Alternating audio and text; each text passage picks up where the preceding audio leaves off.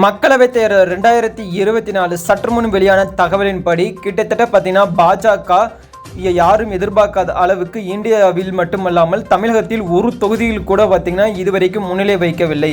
அதனைத் தொடர்ந்து பார்த்தீங்கன்னா காங்கிரஸ் மற்றும் பார்த்தீங்கன்னா திமுக 37 தொகுதிகளிலும், ஏடிஎம்கே ஒரு தொகுதியிலும், என்டிஏ பார்த்தீங்கன்னா ஒரு தொகுதியிலும் முன்னிலை வைக்கிறது. கட்சி வாரியாக பார்க்கும் பொழுது டிஎம்கே தொடர்ந்து 21 தொகுதிகளில் முன்னிலை வைத்துக் கொண்டு வருகிறது.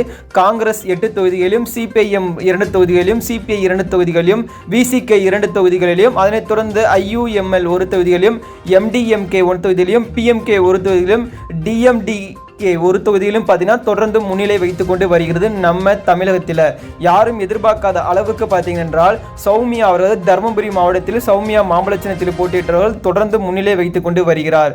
தூத்துக்குடியில் பார்த்தீங்கன்னா கனிமொழி தொடர்ந்து முன்னிலை வைத்துக் கொண்டு வருகிறார். கோயம்புத்தூரில் கணபதி பார்த்தீங்கன்னா தொடர்ந்து முன்னிலை வைத்துக் கொள்கிறார். அண்ணாமலை பார்த்தீங்கன்னா ஸ்டார்டிங்லேருந்து இது வரைக்கும் பார்த்தீங்கன்னா அனைத்து சுற்றுகளிலும் பார்த்தீங்கன்னா பின்னடைவை சந்தித்து கொண்டு வருகிறார். யாரும் எதிர்பார்க்காத அளவுக்கு பார்த்தீங்கன்னா அண்ணாமலை இவ்வளோ பின்னடைவை சந்திப்பார் என்று எதிர்பார்க்கப்படவில்லை. இந்தியா அளவில் பார்த்தீங்க என்றால் இந்தியா அளவில் யாரும் எதிர்பார்க்காத அளவுக்கு பிஜேபி தொடர்ந்து 236 தொகுதிகளில் முன்னிலையும், அதில் பார்த்தீங்கன்னா 2 தொகுதிகளிலும் வெற்றியும் பெற்றிருக்குது. காங்கிரஸ் 94 தொகுதிகளில் மட்டுமே வெற்றி பெற்றுள்ளது.